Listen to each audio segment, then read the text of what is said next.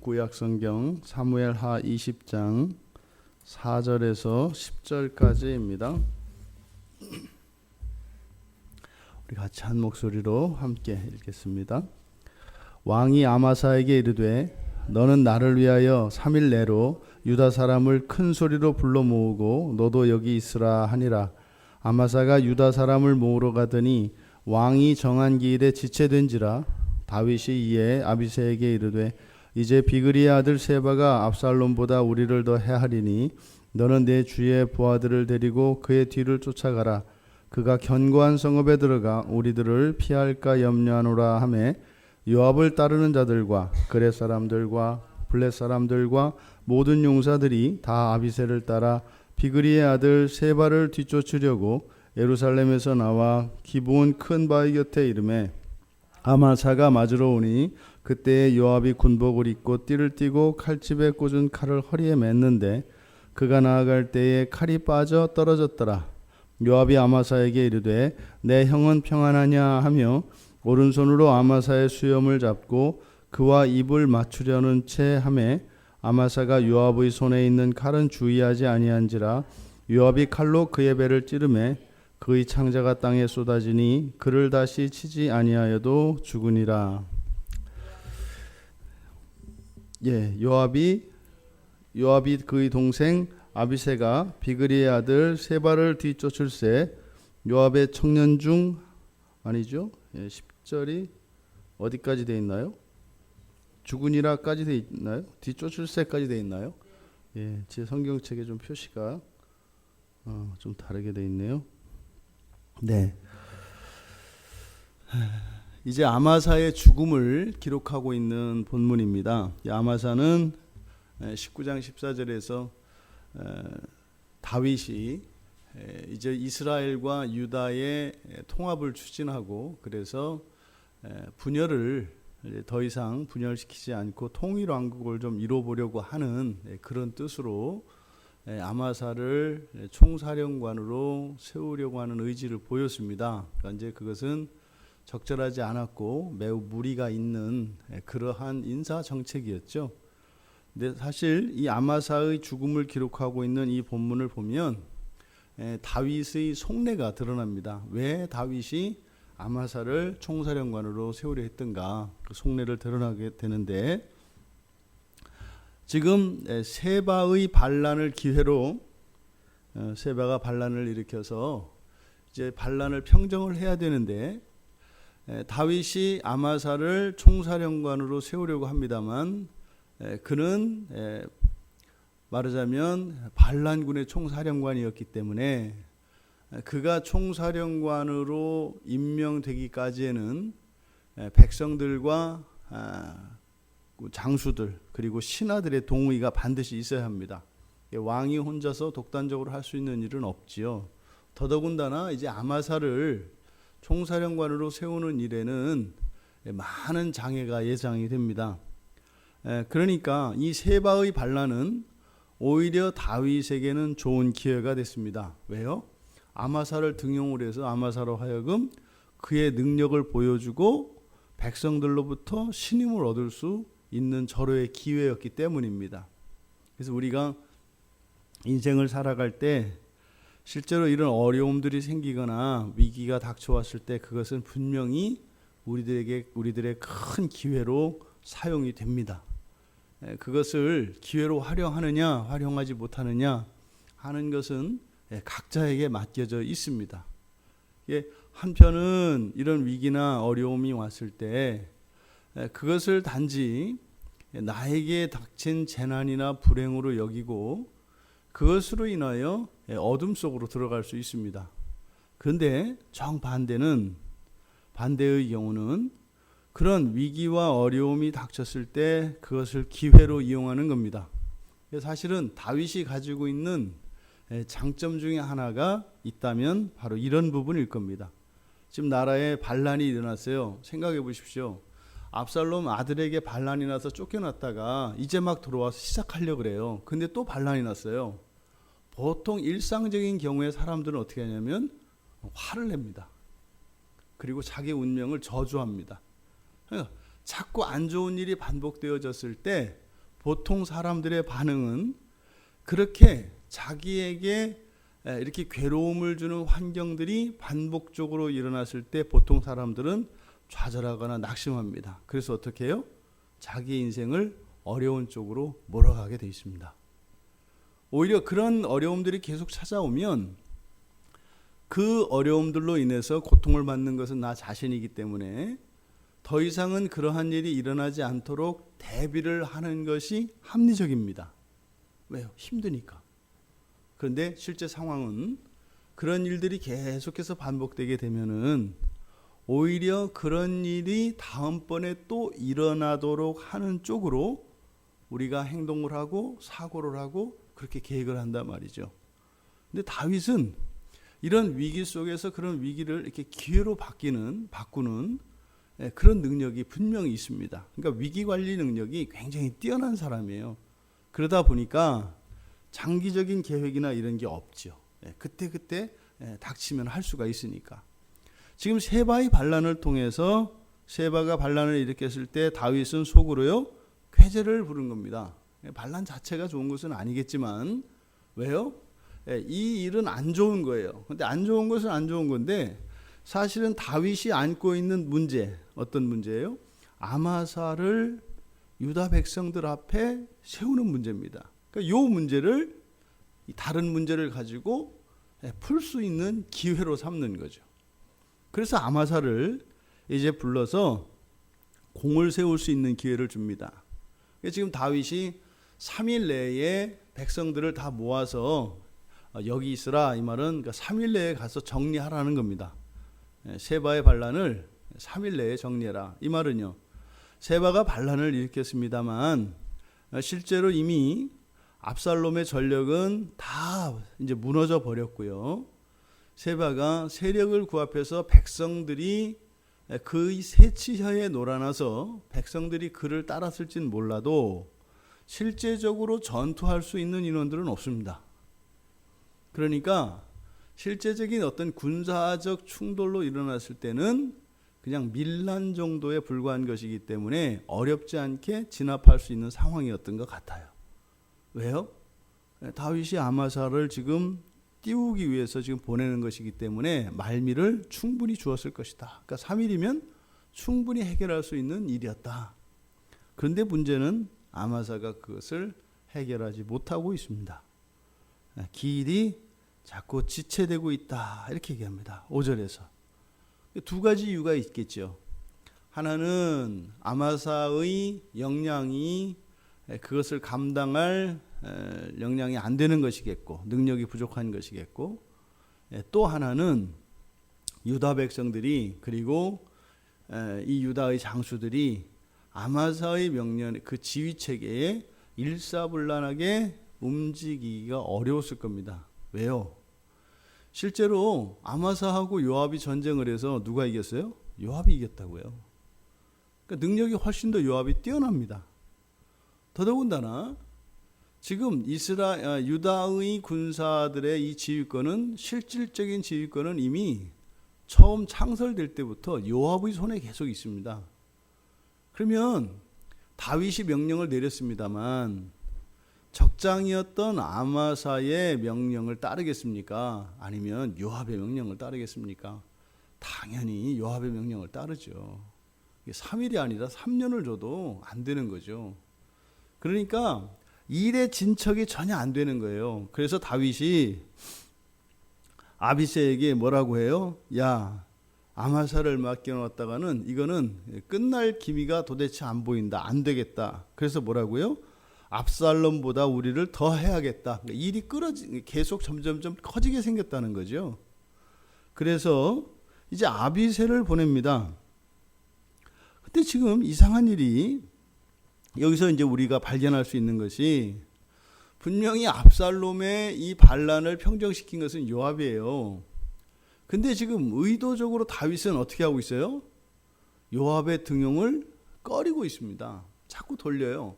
아마사에게 해서 안 됐으면은 요압에게 이제 일을 시키면은 바로 될 텐데 이제 꺼린단 말이죠. 그리고 아비새는 요압의 동생입니다. 그럼 아니 형이 실질적인 지배권을 가지고 있는데 그리고 그 동생에게 다윗이 그렇게 총사령관으로서 이 반란을 진압하라는 최종적인 지휘권을 아비새에게 준들 아비새가 요압에게 명령을 할 수가 있겠어요? 그러다 죽어요. 요압은 이 수틀리면 그냥 막 죽이는 사람이라 아무나 이렇게 할 수 있는 사람이 아니거든요. 그러니까 다윗 자기도 못하면서 거기다가 그 아비새가 좀 어떻게 이렇게 하려니? 이거는 천부당 만부당하는 말씀이죠. 그러니까 지금 계속해서 다윗이 사실은 실수하고 있는 겁니다. 아마사를 그렇게 총사령관으로 세워서 인위적으로 이것을 어떻게 해보려고 하는 그것도 무리가 있는 것이고, 게다가 또다시 요압의 동생인 아비새에게 지휘권을 줘서 요압에게는 어떻게 해서든지 공이 돌아가지 않도록, 그래서 요압이 아니면 된다는 거죠. 요압이 아니면 다른 누구면 된다, 이런 마음을 가지고 지금 계속 다윗이 인사권을 사용하고 있는 겁니다. 안 되는 거죠. 이렇게 될 수가 있겠습니까? 그 결과 어떤 일이 일어나요? 이제 요압이 아예 아마사를 죽여버립니다. 마중을 나왔던 지지부진하고 있었던 아마사가 이제 아비새와 요압이 온다는 이야기를 들었겠죠. 그리고 실제로 자기가 지금 하려고 하는 이 전쟁이 제대로 치러지지 않고 있는 이유가 요압 때문이라는 걸 이미 알고 있겠죠. 또 요압에게 전쟁에서도 패했고, 그러니까 아마사에게는 요압이 두려운 존재일 수밖에 없습니다. 그러니까 아마사가 어떻게 해요? 맞으러 오잖아요. 맞으러. 실제로는 이미 아마사는 이미 다윗으로부터 지휘권을 받았기 때문에 총사령관이란 말이죠. 그런데 맞으러 온다고요. 그때 요압이 이제 기습을 해서 아마사를 죽여버립니다. 그리고 나서 이제 동생 아비새와 함께 이제 쉐바의 반란을 진압하러 나섭니다. 그런데 보면 10절의 끝에 요압과 그의 동생 아비새가 이렇게 나옵니다. 근데 이것은 맨 처음에 다윗이 아마사에게 지휘권을 줬고, 또 아마사가 사실은 그 일을 감당하지 못하면 분명히 절차를 거쳐서 권력을 넘겨줘야 되는데, 그 전장터에 아마사가 나가서 지금 싸우고 있는데도 불구하고 새로운 지휘관을 뒤에서 임명을 해서 또 보냅니다. 그러니까 다윗이 또 다른 실수지요. 계속 반복해서 지금 실수를 하고 있습니다. 근데 어쨌든 이 지휘권은 아비새에게 지금 있는데, 그러니까 요압이 아비새와 함께 그 진압에 나섭니다. 그러니까 이것은요, 항명이죠. 그러니까 이 요압은 다윗이 임명을 하든 뭐 하든 뭐 전혀 상관이 없어요. 전혀. 그러니까 전혀 이 다윗을 의식하지 않고 있는 것을 봅니다. 그리고 또 다윗이 임명한 장군이든 뭐든 자기 마음에 안 들면 그냥 죽이는 거예요. 그러니까 지금 이런 상황에서 다윗 왕국이 세워져 가고 있어요. 그러니까 이것은 실질적으로 사람의 왕국으로 보면은요, 있을 수가 없는 일입니다.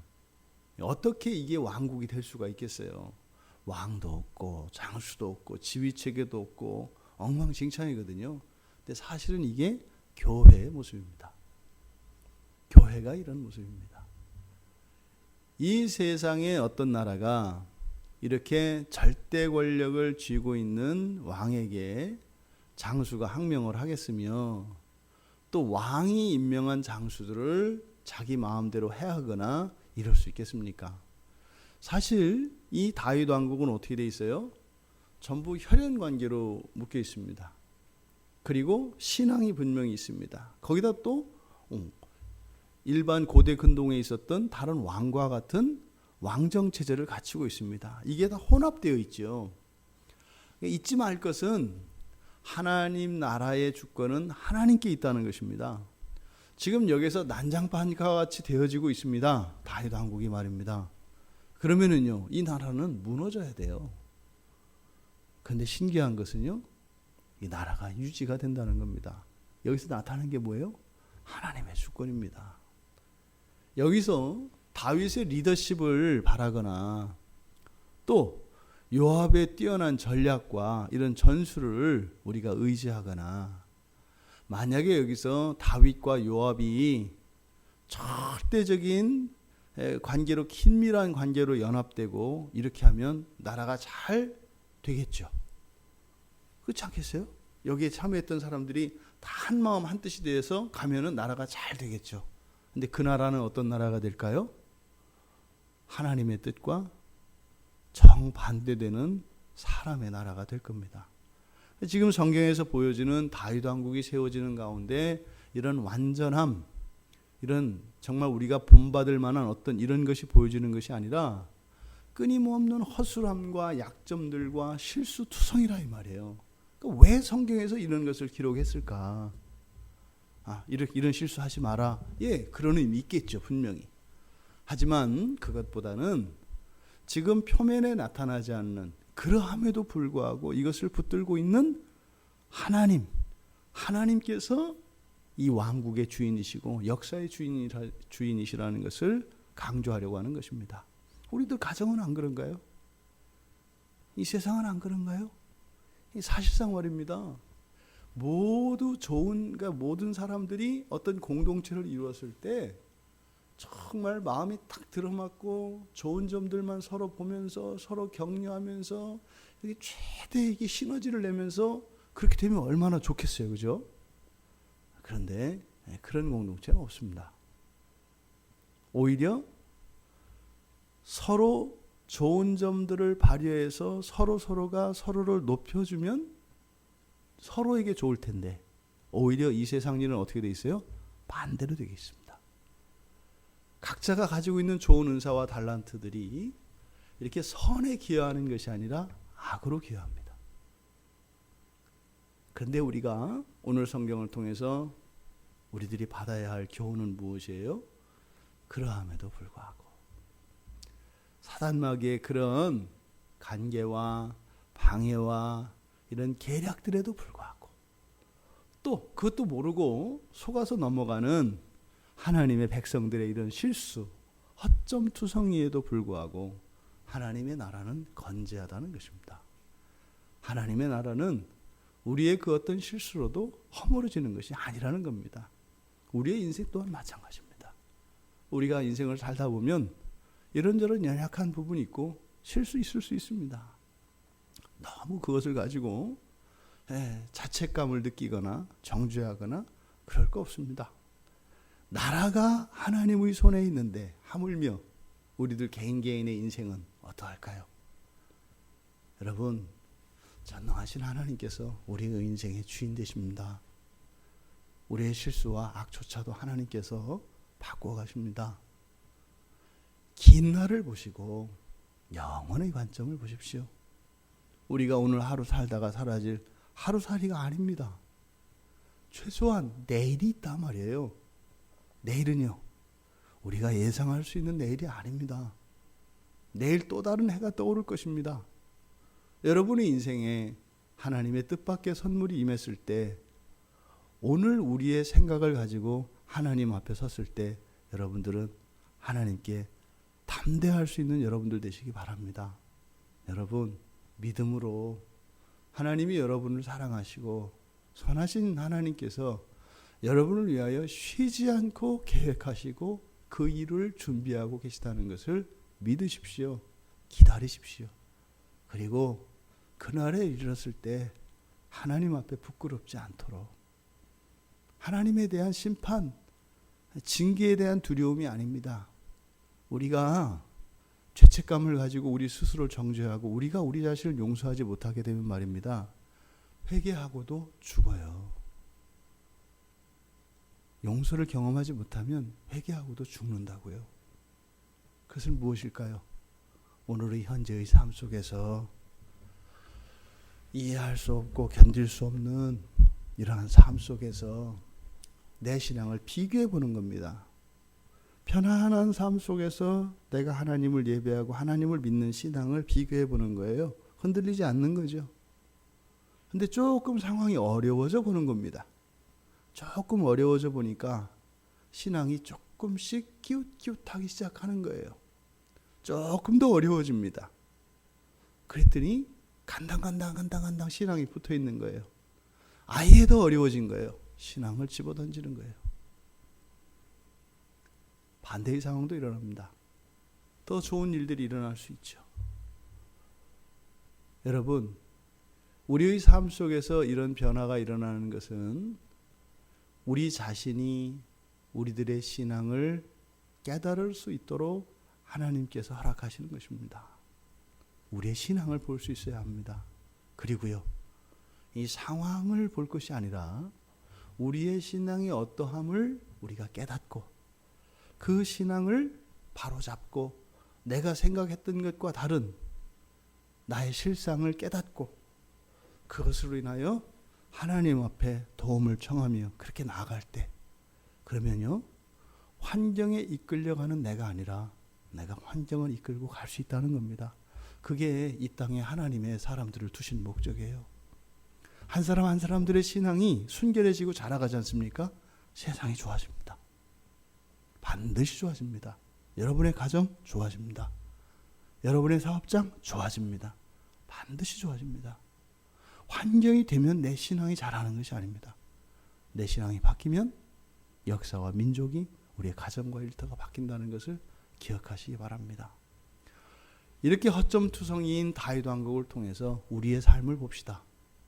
다윗 왕국을 붙들고 계신 그 하나님, 이것은 우리의 실수를 용인하는 것이 아니죠. 이것을 하나님께서 함께하고 계시다고 하는 절대적인 담보, 그 하나님에 대한 믿음을 갖게 하고 더불어 그 위에 온전케 되어지기를 바라시죠. 우리가 하나님을 의지하고 그리고 하나님의 뜻을 따라 추구하며 살아갈 수 있는 우리들이 되기를 바랍니다. 아마사의 죽음, 이런 일들이 일어나서는 안 됩니다. 이 아마사의 죽음이 일어나기까지 여러 가지 시행착오와 잘못들이 있었습니다. 우리의 삶 속에 이러한 애매한 죽음과 애매한 죽음의 사건이 일어나지 않기를 바랍니다. 하나님을 의지하십시오. 하나님 안에 거하십시오. 그래서 분노할 것도 두려워할 것도 없이 오직 하나님께 맡기고 내가 할 수 있는 그것, 그리고 내가 하려고 하는 그것이 하나님의 뜻에 옳은 것인가, 그것만 우리가 분별하면서 하루하루를 살아갈 뿐입니다. 그래서 여러분의 인생 안에 하나님의 영광이 그렇게 드러나는 복된 우리가 되기를 주님의 이름으로 축원합니다. 하나님 아버지, 다윗 왕국이 세워져 가는 과정에 많은 백성들의 생명이 죽어나가고 죽고 죽이는 일들이 계속되고 있습니다. 그러함에도 불구하고 끝까지 포기하지 아니하시고 하나님의 나라를 이루어 가시는 하나님을 찬양합니다. 다윗 왕국이 세워져 가는 이 역사를 저희들이 살펴보면서 저희들의 개인의 인생을 되돌아보기 원합니다. 저희들의 삶 속에서 일어나는 잘못과 거짓과 위선과 두려움, 정욕과 분노, 하나님을 향한 온전하지 못한 믿음으로 말미암은 것임을 이 시간 고백합니다. 저희들의 삶 속에 부조리한 것들과 악한 것들 일어나지 않게 하시고 어떤 역경 속에서도 하나님을 경외하며 하나님을 사랑하며 하나님만을 의지하며 살아가는, 그래서 참으로 평화로운 삶을 살 수 있는 저희들 모두 되게 하옵소서. 예수님의 이름으로 기도드리옵나이다. 아멘.